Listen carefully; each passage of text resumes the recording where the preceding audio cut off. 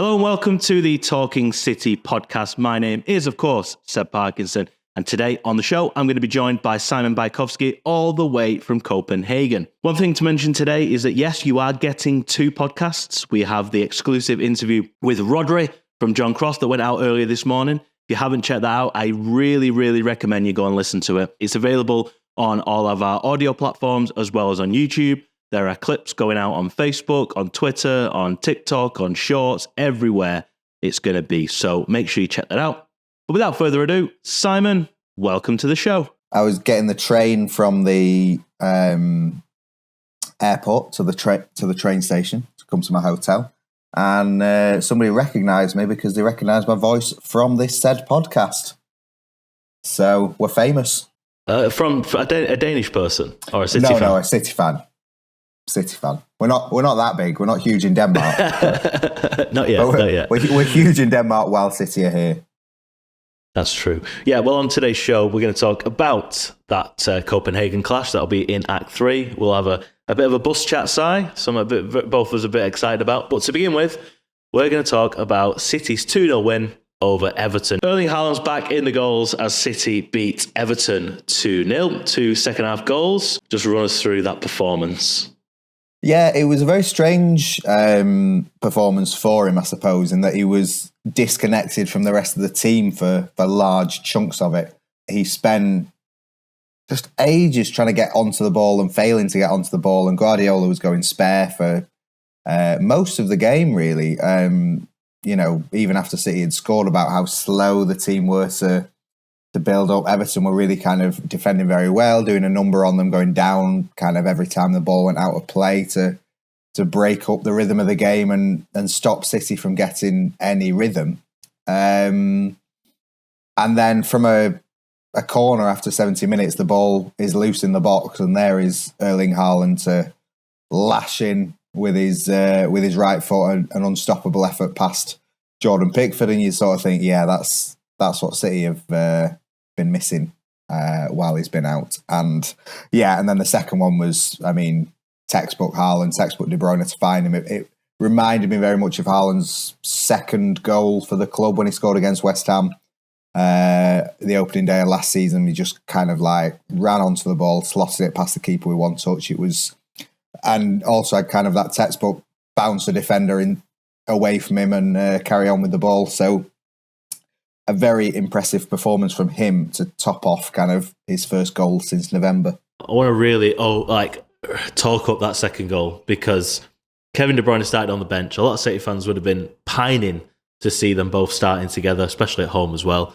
But he started on the bench, so Pep, kept us waiting, kept us wanting. He came off the bench, and it sort of looked like De Bruyne was sort of desperate to get a goal as well. Like he looked like he was himself was pining to make that difference. But that counter attack side, Everton were piling the pressure on. They were trying to get that equaliser, and I remember watching it and just thinking, you could not pick 3 better players to do that counter-attack. Ake won the ball at the left-back position-ish, played it through to De Bruyne. De Bruyne with the most beautiful through ball you will ever see. The weight on it, the way the ball held up as it reached Haaland, and then Haaland's power and strength to just dominate the defender and knocking him to the ground. You'd bet your mortgage on Haaland scoring from that. And I think he needed that, didn't he? He needed that. People were saying, he's come back from injury, he's not scoring. Then he gets 1 and he gets 2. And he nearly got his 3rd, didn't he, at the end, actually? Yes, yeah. And it was one of those things when Haaland was coming to English football and everyone said, yeah, but how is he going to succeed? Because you don't get the room to run like you do in the Bundesliga. And you think, well, fair enough, because teams don't give him room to run, because when they give him room to run like that, he's sort of nigh on unstoppable. We spoke to Nathan Ake about it after the game, and he was like, yeah, you're really struggling to deal with it when he gets a bit of movement to go at. And it sort of, I think it's the first assist from De Bruyne to Haaland this season. It kind of, the pass was perfectly weighted. Everything about the run was perfect, and it just kind of opens up that extra way of playing for City that they've not been able to have. Like you say, De Bruyne being on the bench, it was a bit like, oh, okay, let's kind of take this. Like, it might be rotation for the Champions League, making him sure he's fresh, but the fact that he does need to make sure he's fresh, because he had played 2 consecutive starts in the Premier League, but 3 was deemed a bit beyond him with this Champions League game coming up. So it was kind of a reminder that, City can't just rely on De Bruyne to win every game for them. But then De Bruyne showed that he only needs very little time to make an impact, and his returns since coming back from injury are pretty incredible. Yeah, I mean, that game when he came off the bench against Newcastle and just basically changed the game. What did he play? 15, 20 minutes in that game. You think that it was Lionel Messi, in his prime coming on. It was absolutely incredible. And, a lot of people are comparing De Bruyne and saying, is he creeping into that best ever Premier League midfield? I think he's there. I think he's well established as being one of the best midfielders. You talk about your Paul Scholes, your Gerrard, your Lampard. Well, De Bruyne is well and truly in that conversation now. Do you agree? Do you disagree? Yeah, he's there. He's certainly up there with the most talented players I've ever watched. And I've watched those 3. I've not watched them nearly as much as I have De Bruyne, but he remains one of those people who you're one of those few players who they do things that just make your jaw drop when you're watching. And the numbers speak to themselves. He's recently moved up to 3rd in the overall assists in the Premier League charts. I think he's a long way off Giggs, but I think, to be honest, injuries are going to be the only thing that stop him overtaking Giggs in kind of a lot less time than Giggs managed it. Haaland said it after the Everton game. He was just like, where he's going to play the ball.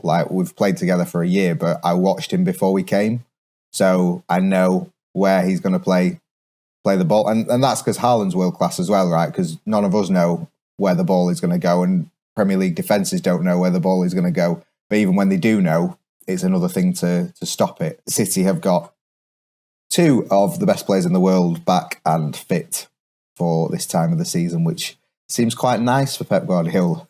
It feels like it was this time last year, wasn't it? Or around this time last year when City sort of... It became known, it became apparent that City had their fully fit squad at a period of time when a lot of teams, struggle with injuries at this time of the year. The game's coming thick and fast, and it was like City they've just hit form, and it's almost like Pep Guardiola's done it again. It's almost like he's just found his rhythm right at the right moment with his team. Yeah, it is, and there's still kind of, I wrote on Saturday that all this talk of the treble will be easy then. Saturday was a struggle. They really, really struggled, but you can look at it in 2 ways. You can either think, it was a struggle, it won't be easy, or you can say, they won again, so they do keep finding ways to win. There's a bit of both in there, but I sort of... It will be really difficult for them to go on and do what they've done, but they do seem to be finding form. And you've got to look at kind of these other competitions, like when they were struggling in the Premier League this season, which they did until, they left for the Club World Cup in December, really. The Super Cup gave them a boost. The Champions League gave them a boost when they won all 6 games. The Club World Cup gave them a big boost. The Club World Cup, those semi-final and finals, are the start of City's 10-match unbeaten run. So, if City do go on to win the Premier League this season, then they'll have those other competitions to thank for sort of keeping them going when they really were struggling in the Premier League. Just want to talk to you about the formation side. When I had a look at the City lineup, I saw you've got Akanji, Ake, Diaz, Stones. And I looked at that lineup and I thought, this is based on what the BBC posted, which was Akanji at left back, Ake centre back, Ruben Diaz, and then John Stones at right back. Just Pep Guardiola doesn't have to throw some spanners at us when it comes to, we talk about predicting the 11 on the previous pod, and we say, who do you think it's going to start? And it's like, sometimes you can't predict it. So when you saw that formation coming out and you saw John Stones at right back, any reason why that would have been? Why not Kyle Walker? Well, I expected Akanji at right back and Stones in the middle and Ake on the left. And the reason for that being that was the back 4 for the Champions League final when Walker was left out. And this is because of injuries, this is the first time this season that this back 4 has been able to be fielded. So I thought, well, maybe not insignificant that this is the first time he's been able to play these four at the back, and he has. We'll probably see something like, last season that took City to the treble with these four big centre-backs bossing the defence. And then they start playing, and it's clear that it's like you're waiting for Stones to go forward into midfield, but it's Akanji that does. And then Stones goes forward as well, and it's like Ake and Diaz at the back as a two, and it's like a 2-3-5. And even when you think you've got Guardiola and his tactics down, he finds new ways to surprise. Like, it's no wonder that people just hate facing this City team, because there's something new every 3 matches, and we wait and see whether this sticks. But it's clearly something that they've done a bit of work on, and Pep 2.0 or 8.0 or 43.0 is kind of finding its way into the team now that everyone's fit again. And it's interesting. They struggled. Like I say, Pep was really unhappy at how slowly they were moving the ball. But, you think back to last season when people say, we just got to a certain moment and everything clicked. And you think, wonder if that's happening again. We saw Grealish got some minutes, which is good. Only last five. Well, they had 10 minutes of added time at the end of the game. So he came on for essentially 13 minutes rather than just the 3. Bernardo Silva came off the bench to replace Alvarez on 77 minutes, and obviously De Bruyne replaced Nunes. Now, Nunes on paper was starting alongside Rodri, but then it looked like, very similar to what happened in the game prior to this, Rodri was just sort of left to man the whole of the midfield himself, and Nunes was up there in the attacking third with Alvarez, Doku and Foden. So again, you look at that and you've got a front 5 of Doku, Alvarez, Nunes, Foden, Haaland. City didn't break Everton down until the second half. So can you see any tactical reason why that was, or whether it was just Everton just pure defence? I mean, Everton did well. Nunes didn't play well at all. His last game that he played against Burnley, he had his best performance in a City shirt, and he looked really positive, made the opening goal for Alvarez and was causing problems between and behind the lines. This game just... It wasn't good, and that shows kind of an erratic level that maybe suggests why he isn't starting more regularly. Because after the Burnley game, you think, right, you've got another start, now go and kick on. And he just didn't seem like he was fully committed to what he was doing. Doku and Nunes in the same team is a lot of chaos in a team that is mostly about control. You've got Nunes, who kind of had a bit of a free role, and Doku, did very well at times, taking players on, skinning players, also gave the ball away a lot. And maybe you have to accept that with Doku, but it's still something that is a challenge to accept in a City team where we're used to not seeing players give the ball away. So I think sort of when Doku did really well to create openings after kind of slow moves forward, but then he was also not so great at sort of providing openings when he was in a position to do better than he did. So I think that had something to do with it. I think, Everton did play well, but it was City just kind of... Ty said it was very 12:30. I didn't feel like everyone was up for the game, so to speak, and it was a real battle to kind of get through Everton. Yeah, and I guess a lot of the players will be looking at this Copenhagen game thinking, it's Champions League, I want to play in that. I also don't want to make sure I don't get injured. I want to make sure I'm as fresh as I can be for that as well. And obviously, we know that Pep's priority, regardless of anything, is always the Champions League, isn't it? But Grealish came off the bench then, Si. We sort of mentioned that. He got 10 minutes or so, with the added time. Did he impress you? Has he impressed you this season, really? He didn't necessarily caught the eye, but Pep talking about him after the game caught the eye, I think.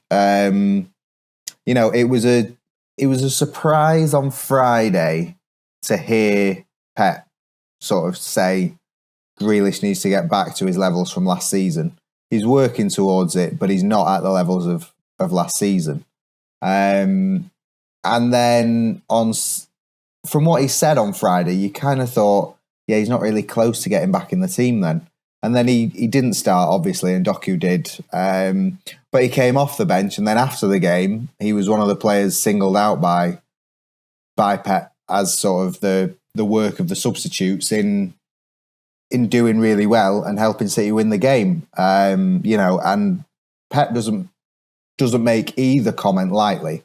I'd probably say he probably doesn't make the first comment unless he's convinced that Grealish is getting there.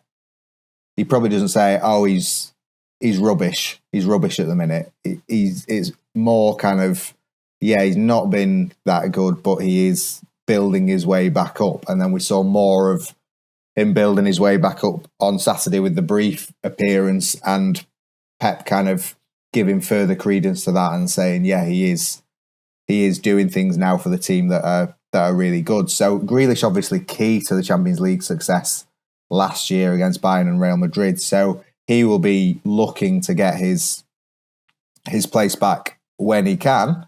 And I think the signs are that he's closer now than he was maybe before Saturday's game against Everton. But it's still, a very different team that he walks back into. And there are a lot of attackers in that team who are sort of fighting for the same place. So he's still got quite a challenge ahead of him. Yeah, we talked about the idea that Alvarez has done his job at filling in for Haaland whilst he's been injured.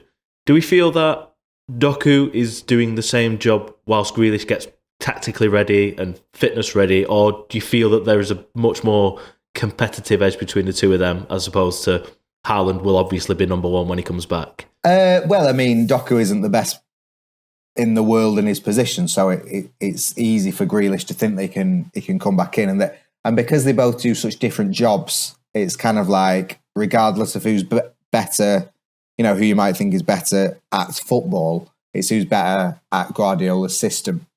And so, if Guardiola goes for all-out control again, then Grealish has got to fancy his chances, but he's also got to think that, Bernardo Silva is there, and Phil Foden is there, and Julian Alvarez is there, and all of those are kind of competing for that place as well, because, as we've tried to describe the formations this season and in recent matches, it's not quite as defined as it used to be.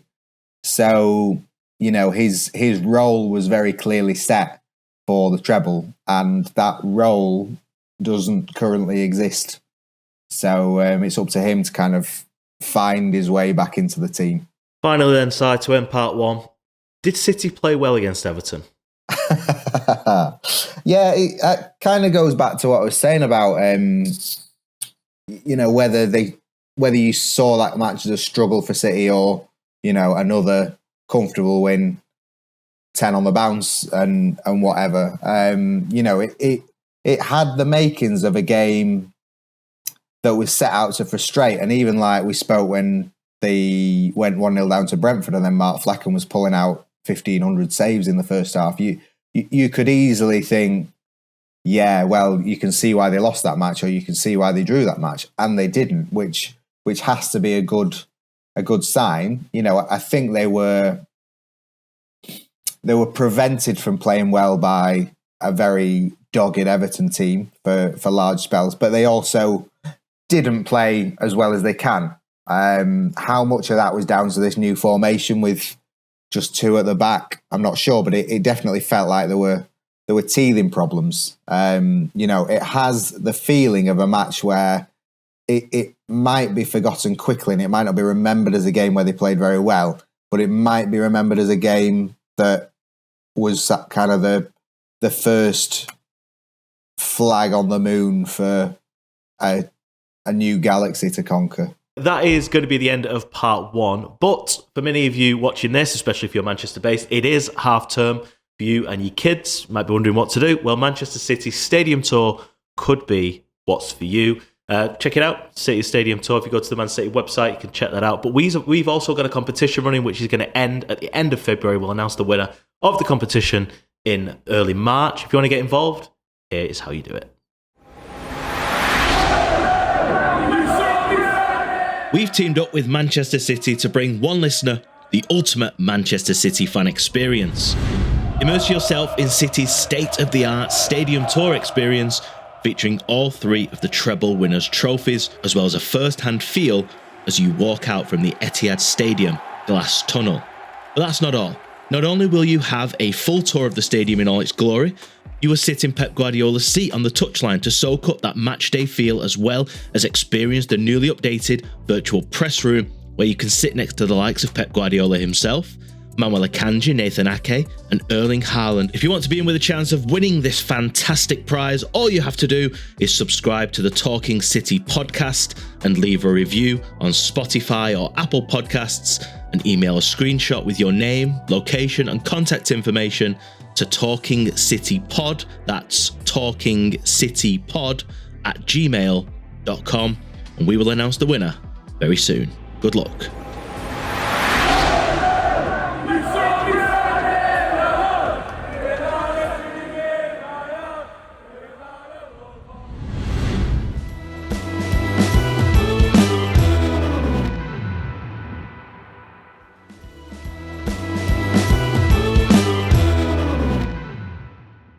Welcome back to the Talking City podcast with myself, Seb Parkinson, and Simon Bajkowski. Now, Simon, the most intense part of this podcast is about to take place. Manchester City have announced 17 new bus routes to bring you, the fans, to Manchester City's home games at the Etihad Stadium from this weekend against Chelsea. 17 new routes. You live out in the sticks over in Oldham. So, do you think you'll get on one of these buses? Well, I don't think they would get there in time for me to do everything that I need to do to keep the website so wonderfully updated during a game. But if I was going to a game, I might do. Well, City have announced 17 routes. So the 17 routes can bring you in from as far away as Radcliffe in Bury, Wren's Nest in Oldham in Shaw, Wythenshawe, and Macclesfield. So the idea behind it, for people listening who don't know, is that City have identified either where there is poor transport links to get to the city centre, or where there is a mass of season ticket holders who may want to travel. Now, the idea behind it as well is to get less congestion outside the stadium, less cars on the road, reduce your carbon footprint. Si, what do you know about this, and how do you see it? Is it good? Is it bad? It can't be bad, surely. I think it has to be seen as good. You know, it's something that I think a few bus routes have been trialled the start of this season, and it's obviously worked well enough for them to extend it out to more areas. Like, it's quite good, I think, that there are buses from kind of, like you say, like Macclesfield and Altrincham and places that are quite far away, or, you know, takes ages on public transport maybe, or, you know, the tram to allow another route and, you know, get another way of getting to the ground. And obviously the stadium is quite well served by trams, but more public transport can't be a bad thing. Yeah, so City have announced that there's going to be around 60 stops covering 340 miles across the 17 routes, and they've priced it at, if you're in Zone 1, which if you look at the map, you'll see that they've sort of done it in the same vein as the Metrolink. If you're in Zone 1, a return will cost you £6, and if you're in Zone 2, a return will cost you £8, and if you get on the bus on the way to the ground, you're guaranteed a seat on the way back. If you bought the return, you're not going to be scrambling for a seat. So it's good in that sense, but I think some of the fans that I've spoke to have sort of said that seems a bit expensive for a bus, considering it's £2 one way on the B network. So what do you know about the pricing structure, if anything, and what are your thoughts on it? Yeah, I mean, they say it's been priced in accordance with the B network and everything else. I mean, I don't fully know how far the B network extends, but and it's slightly confusing because City have done it in like 2 zones, whereas sort of the Metrolink map with the trams is like 4 zones. So, you know, the sort of furthest bits of Oldham are Zone 4 on the Metrolink map, and it's like £4.60 for a single, whereas you're talking £4 single on these new buses, but it is Zone 2, so it seems like you could get confused with the zones. So I think there is kind of a bit that can be there can be more clarity to it.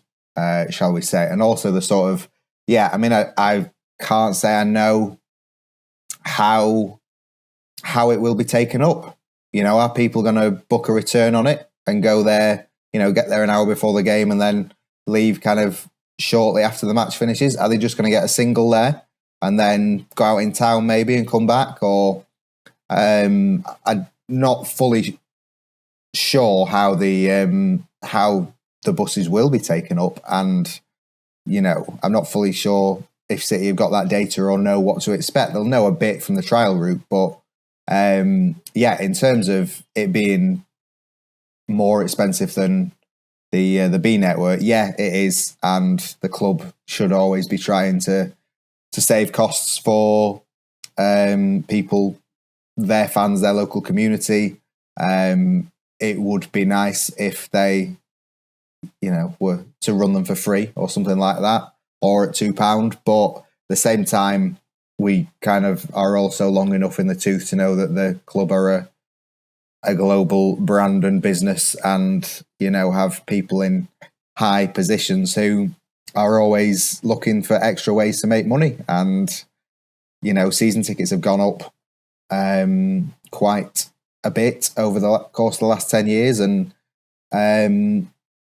they would say that is because the team is more successful and everything like that. And City aren't alone in that. I think United's went up 5% for next year or something like that, and other teams certainly have. But it's always a case of thinking, oh well, they could do this, and they could, and maybe they should. But outside of that ideal world, it's still pretty good, I think, that there are now more ways to get to a game than there were, and more ways to get back from a game than there were, and it's not ludicrously priced. No, I agree. I think the only, again, the points of contention, the grey areas with the whole scheme is, it's all well and good.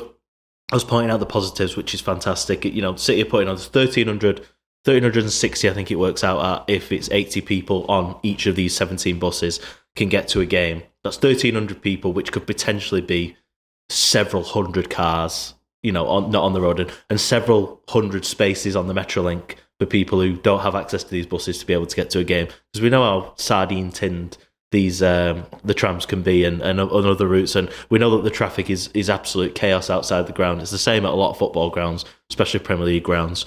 So that's great. The only sort of points of issue I have and questions are, so City have announced that there's going to be one bus per route. So the 17 buses, essentially. 60 stops, so however many stops are going to be on each designated route. And obviously the idea of accessibility means accessibility for the stadium. So what if one of the buses has, 6 people who turn up in a wheelchair? I guess each bus probably has a capacity of maybe 4 wheelchairs. So do those people just get left behind? And these are sort of questions that I would ask, and I would like to ask the club and say, how are you gonna manage disappointment, basically? Luckily for you, I have spoken to the club about it, so I can answer all of your questions. And it's a first come, first served basis. There are 80 seats on that bus, and if you're one of the first 80, then congratulations. If there's not, then it's the same as if you're trying to get another bus to the game or a tram to the game, and more people turn up to get on the tram than you do. And it's different in that there are just one bus, but the club are constantly reviewing these things and say that if there is demand for more than one bus, then there will be more than one bus. But as an extension of a trial, and it is kind of don't know how many games are left till the end of the season, maybe 10, 12.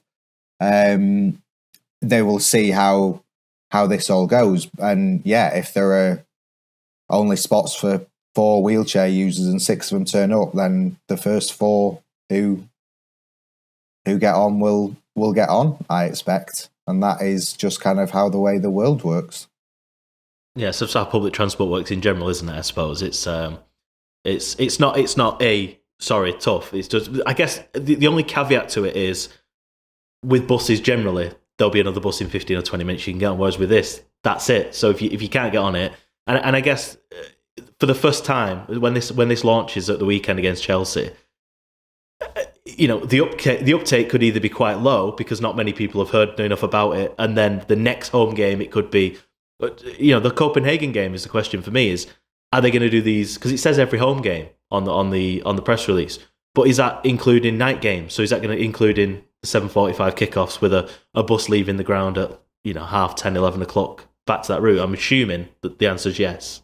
Yeah. I mean, I've looked on the. You can go on the TFGM website, and the times for every bus route that you need to be, the times when it will leave each stop and arrive at the Etihad, and then vice versa from after the ground, and where you need to be are already on the website on TFGM for 4 upcoming games. So yeah, Chelsea's at 5:30, and then the next one, and then so they are for every game, but it obviously the times vary for each kickoff, but they are up there for at least the next 3 or 4 games, I think.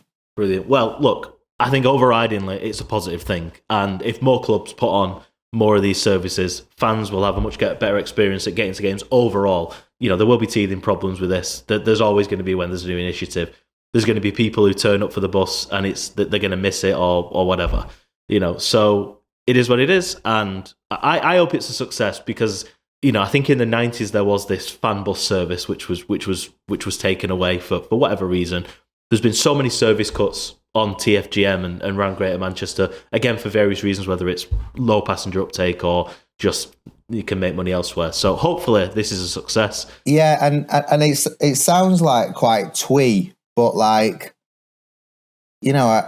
remember speaking not so long ago to Paul Power, who used to play for the club, and remembered kind of as a schoolboy getting the bus from Wythenshawe to the stadium, and just that kind of experience of getting on a bus with a load of fellow fans, and you're a young kid and you can hear all these different conversations going on about the match and about life, and then you get back on the bus at the end of the game and everyone's talking about the game in different ways, and it, like I say, it sounds kind of twee and back in the days, but it would be nice if putting on these routes can encourage a bit more kind of community.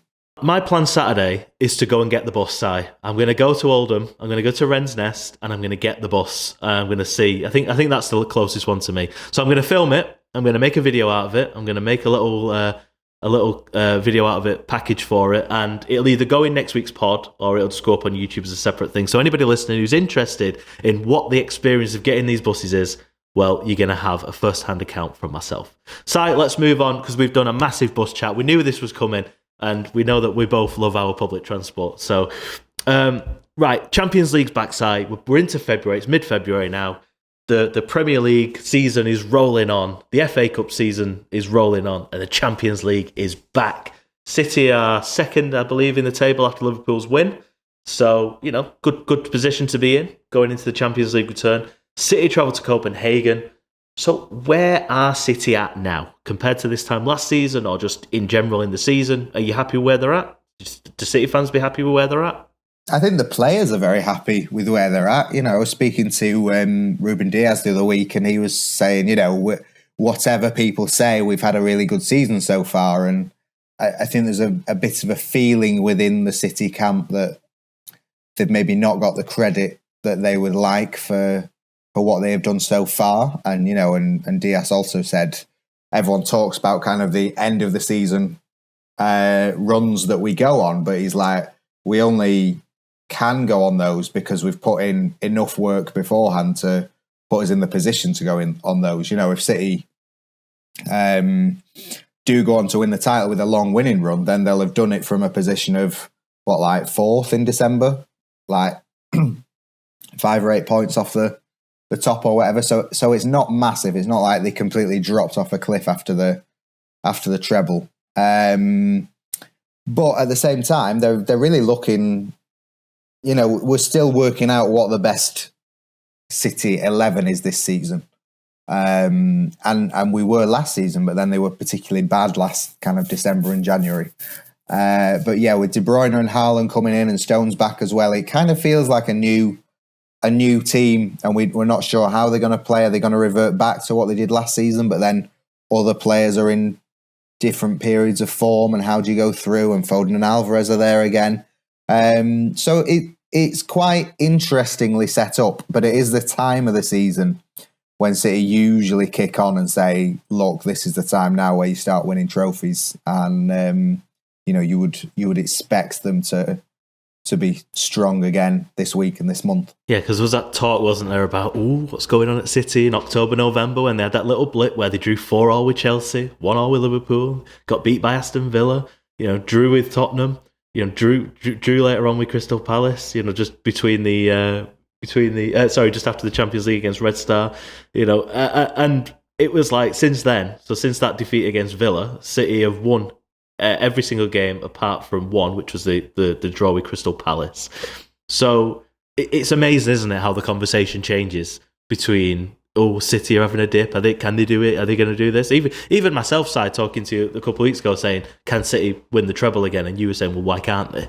And the evidence is there now to say, well, look, there's not a single team that they've played that's beat them since the 6th of December. So they're unbeaten, obviously, in 2024. Won every single game in 2024. Guardiola mostly agrees with you. Like I said, they've got a 0.01% chance of winning the treble.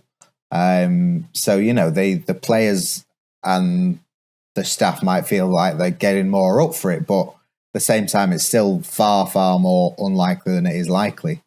So it's difficult, but you look at this team and what they've done over the last 2 months, and Guardiola's been unhappy about kind of the coverage of that period where they only won 1 in 6 games in the league, and he doesn't think it was kind of as bad as was built up. And he spoke on Friday and said, I always said the performance level was good, and we're continuing with that. But at the same time, after the Villa game, it was so bad that all the players felt the need to arrange a meeting so they could talk honestly about what was going wrong and take responsibility for it. And since that point, they've done much better. So you kind of look at December as a real moment where City started to really look not good, and especially that Villa game. Maybe you can write it off, but I wouldn't say they were so bad, but they were outclassed to a level where you have rarely seen this City team outclassed.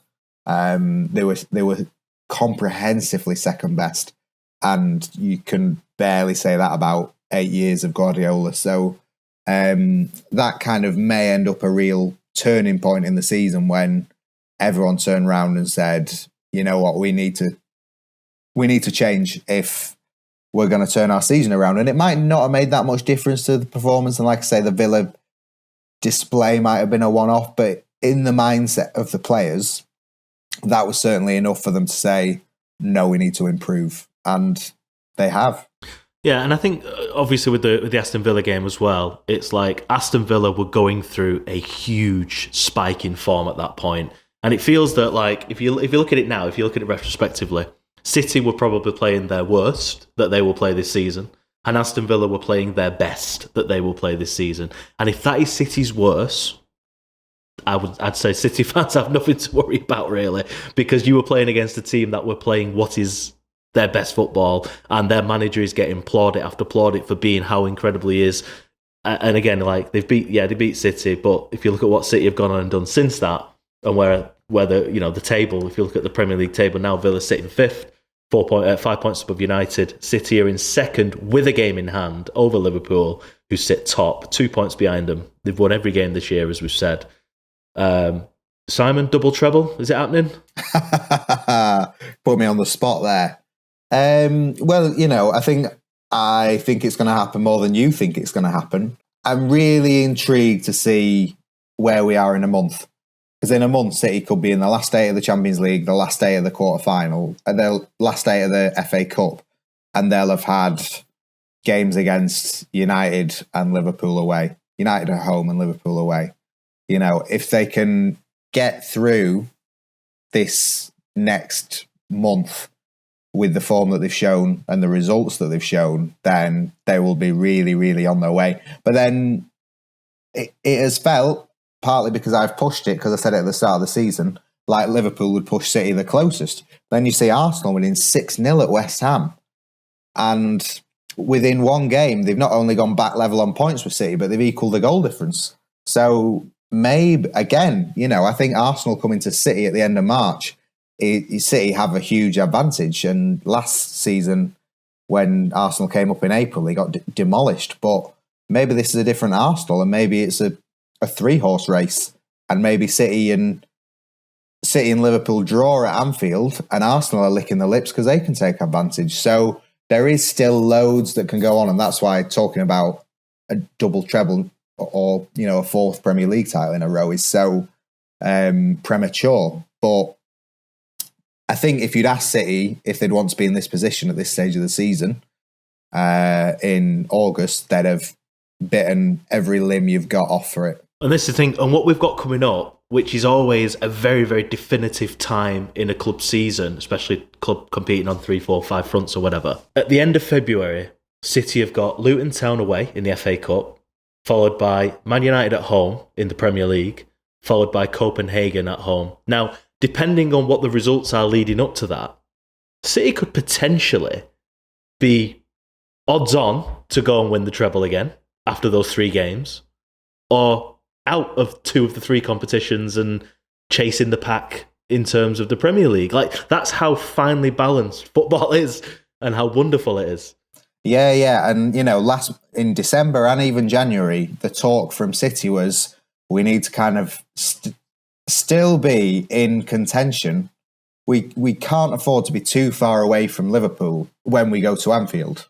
That was the target. Well, now if they win the game if they beat Chelsea at the weekend and win the game in hand against Brentford 3 days later, they're top of the league. And if they keep those results, then they go to Anfield ahead.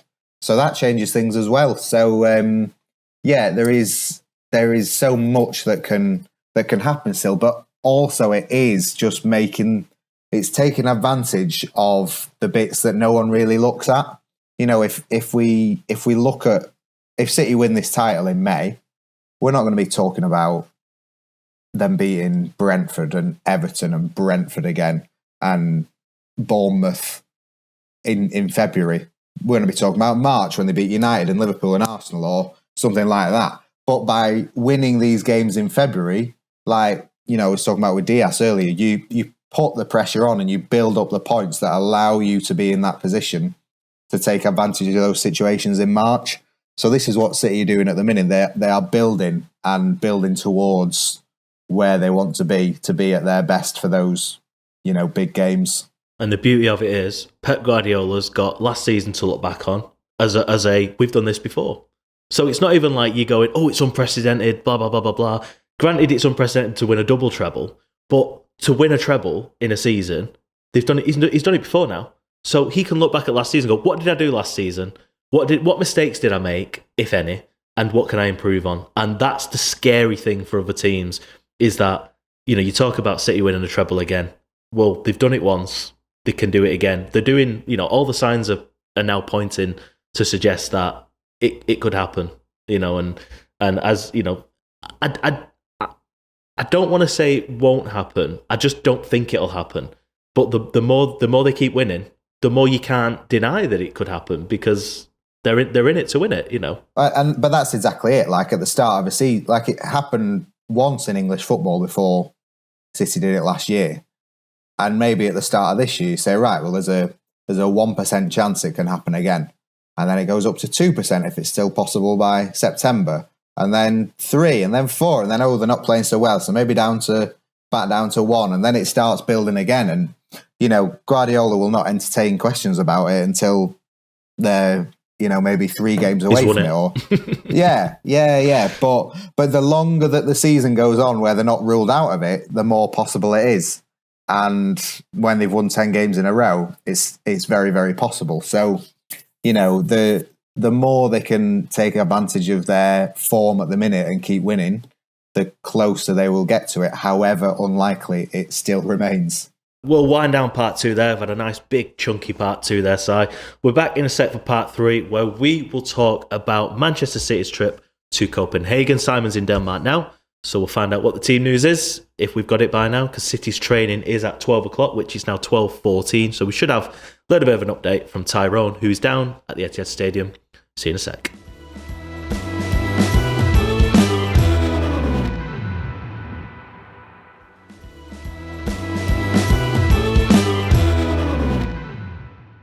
Welcome back to part 3, your final part of this Manchester City podcast, talking City from the Manchester Evening News, previewing Manchester City's trip to Denmark to face Copenhagen. Now we know Copenhagen beat Manchester United in this very stadium 4-3, so they know they've got form at beating Manchester teams. Si, what's the atmosphere like over there? You said at the start of the pod that you got recognised.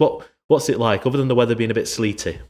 Well, I mean, I've not seen any of the atmosphere because I've come straight to the hotel to do the podcast. So, I'm sorry. Not well, anything for the job. I will be heading off shortly to for the Copenhagen press conference and then the City press conference to hear what the mood is. I think Copenhagen obviously feel like they're huge underdogs, but will have they feel like they can match anyone at this stadium, which tends to have a very, very good atmosphere, and they also feel like they are better placed than last year when they played City in the groups and got a creditable 0-0 draw here, even if City did have a man sent off early on. But yeah, they have to be prepared for as one of the best 16 teams in Europe because that's what they are. They got out of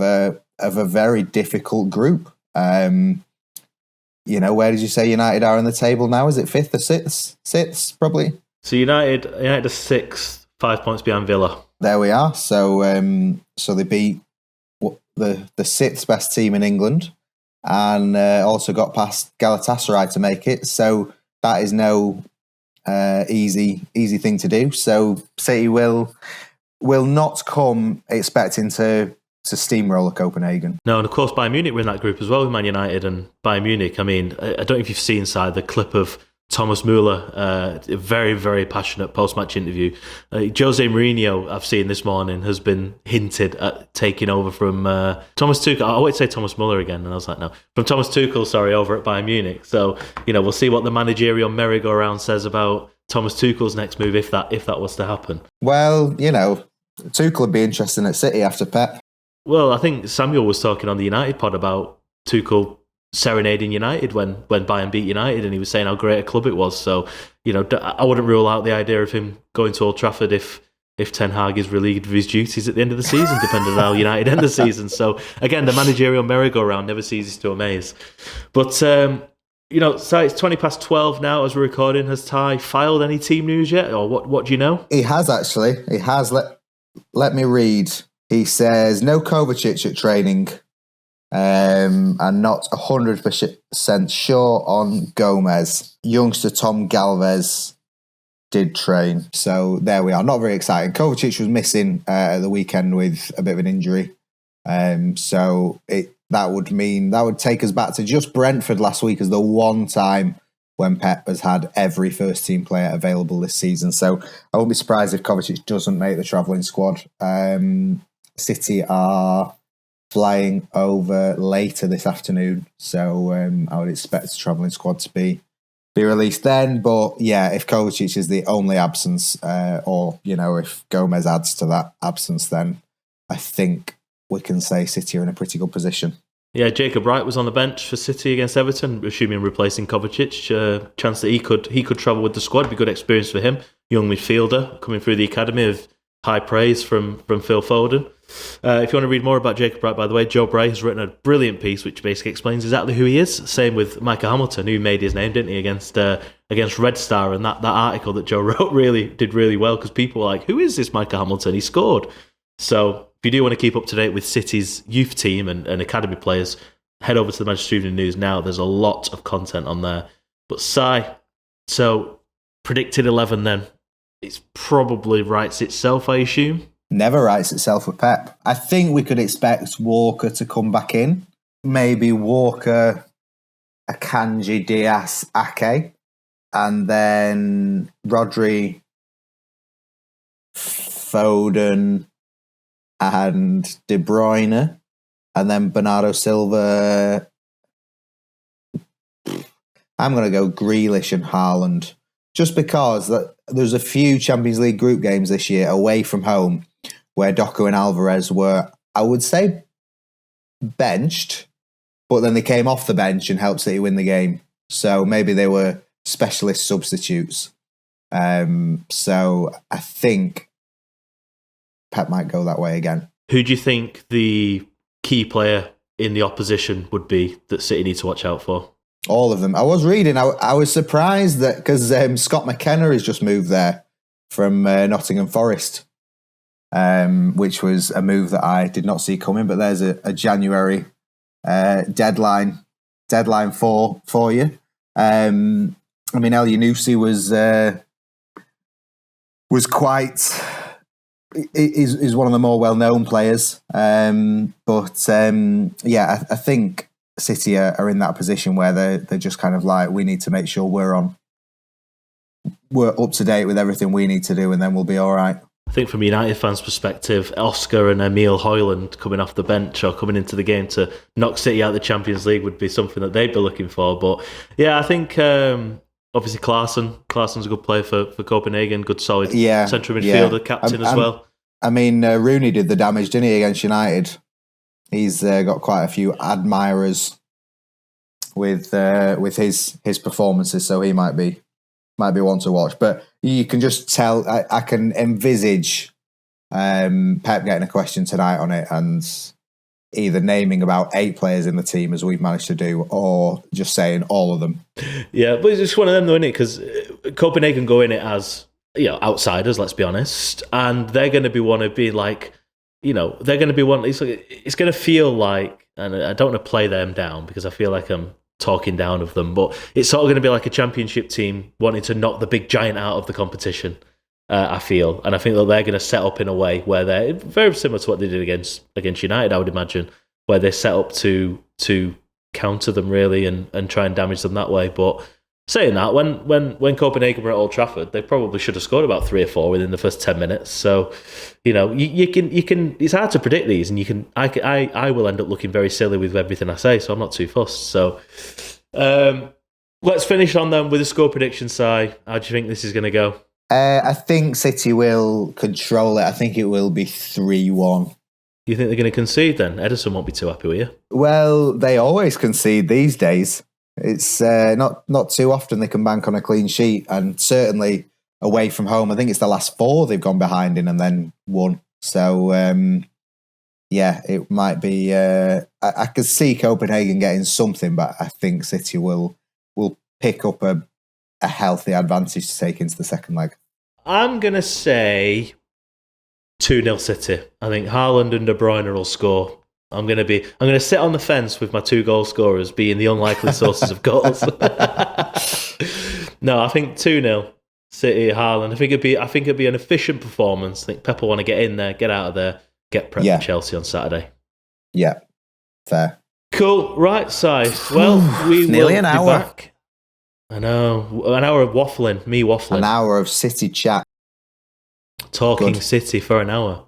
Well, look, if you're getting recognised, Si, in Denmark from City fans, that means that what we're doing is working. So hopefully you'll start getting, and you'll get some sponsorship deals. You'll get some clothing brands say, "Oh, Si, we wear this on the next pod." Yeah, I mean, there wasn't anything positive said about me or the podcast, but it's certainly recognition.